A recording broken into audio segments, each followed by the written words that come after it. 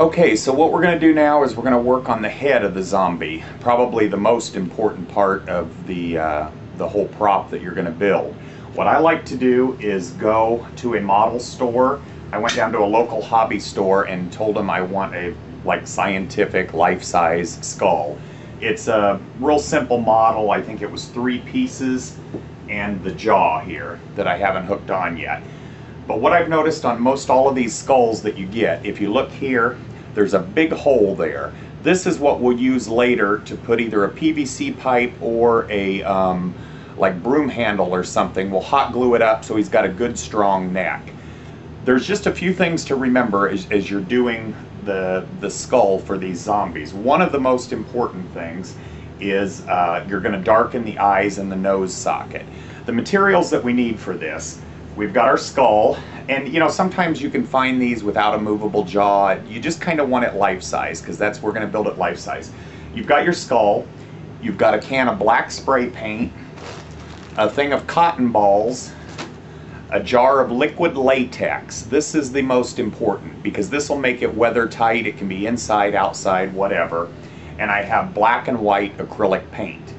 So the first thing you'll do with your skull is you're going to darken the eye sockets and the nose, and we'll do that with the black spray paint.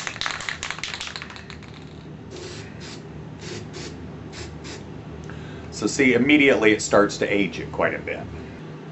Okay, what you do is we're going to start on this skull. This isn't something that you'll finish in just an hour. You're going to work on the skull quite a bit.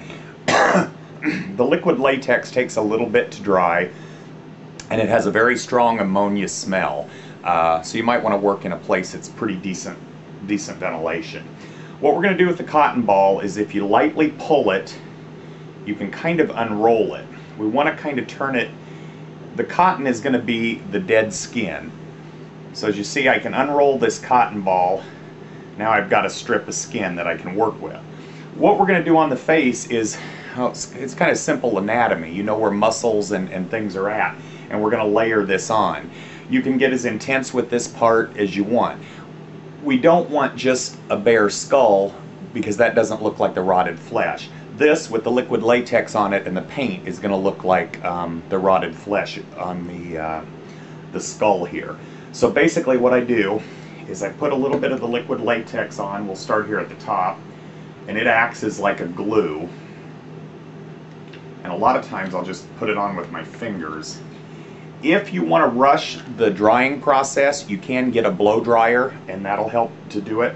So I'm going to lay this piece of skin up on the skull here. Pull a little bit of it off. Okay, so the liquid latex will hold it there. Now what I'll do is go over the top, and I like just using my fingers better. Go over the top of the cotton with the liquid latex, and you know, the cotton kind of wants to come off with it, so you're kind of putting this on thick and spreading it around. It's random because it's just rotting skin. But I'm going to hold this a little bit closer to the camera so that you can see now we're getting ridges and definition of what'll be skin. And what we're going to do is put this all over the head and the face and get in here to the nose. The other cool thing is over the eyes you can stretch that cotton a little bit, and you'll really be amazed at how gruesome it looks when you get done. But we're basically covering it in thin layer of the cotton that we've rolled out, put it on, put latex over it. Like I say, if you want the project to go faster, get a blow dryer and you can dry it as you go. And again, we're starting to get some three-dimensional looks. Now we're starting to look more like rotted skin on a skull.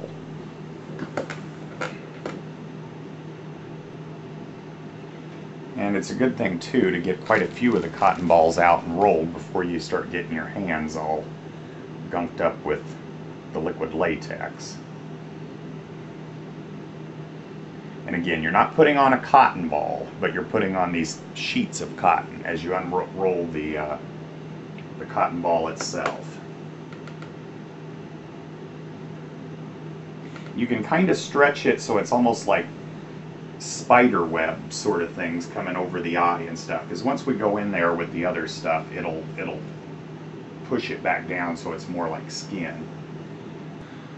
We're getting pretty close to Halloween, so I'm going to rush. I went and got my blow dryer to help get the latex to dry a lot faster so that I can move.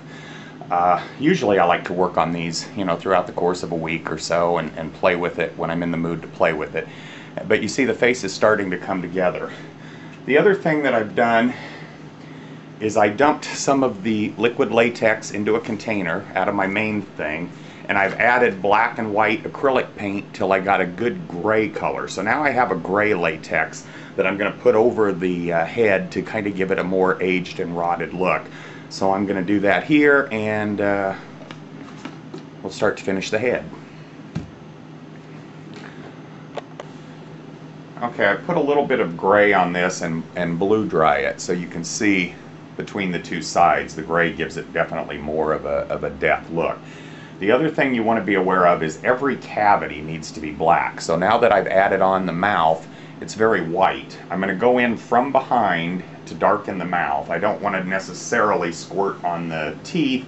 I'll hit a few of them, but I want to darken the inside of the mouth.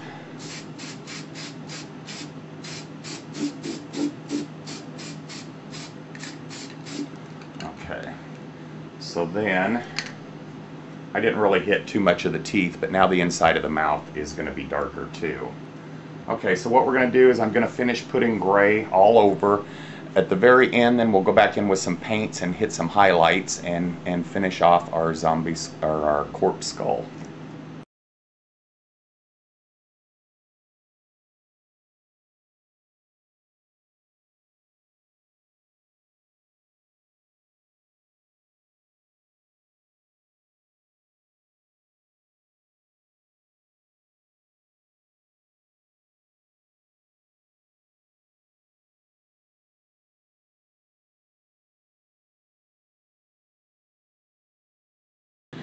Okay, what we're going to do now is I have about an inch thick PVC pipe that I'm going to hot glue into this so I've got a good support for my head. And I'm not going to be skinsy with the hot glue. I mean, I'm really going to put it on because I really want this to hold well. And when I built these, boy, a low temperature glue gun is a whole lot better. I usually end up burning my hands a whole bunch of times. But anyway, I've glued that in there, just put it on super thick. Now I'm going to let that dry so I've got a good support for my head. Okay, so now we've got it on a good base and we can really work on the face and stuff.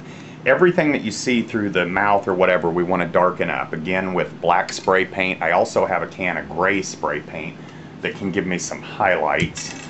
This is the gray.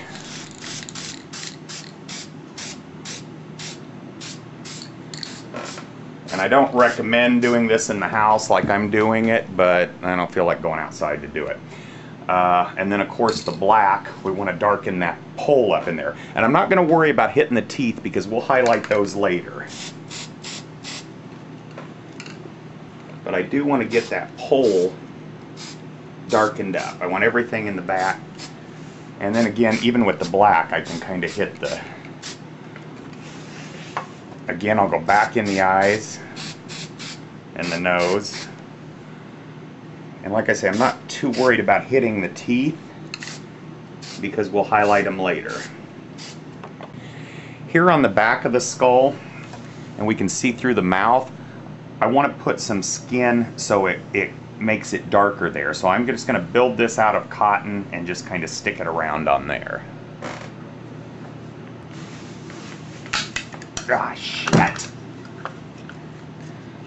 Oh, my thing didn't hold. Damn it.